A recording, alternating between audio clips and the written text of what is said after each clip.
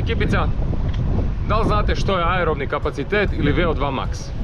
Dakle, aerobni kapacitet je mjera sposobnosti tijela da koristi kisik tijekom produženih aktivnosti srednjeg do visokog intenziteta.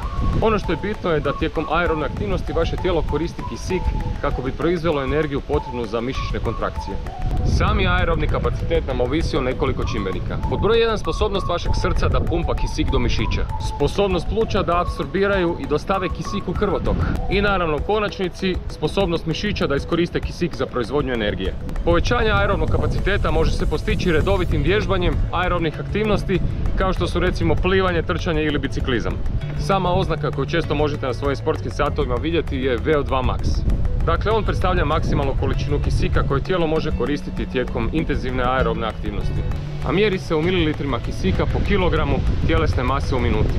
I onda dolazimo do toga da što je vrijednost VO2 max veća, to je veći aerobni kapacitet osobe. Kako bi mogli procijeniti aerobni kapacitet, možemo se koristiti BIP testom, Cooperovim testom ili testom na 1,5 milju i još mnogo drugih. Eto ekipa, ako ste saznali i naučili što je aerobni kapacitet, čemu služi i kako ga procijeniti, zapratite me na mojem kanalu i vidimo se idući put.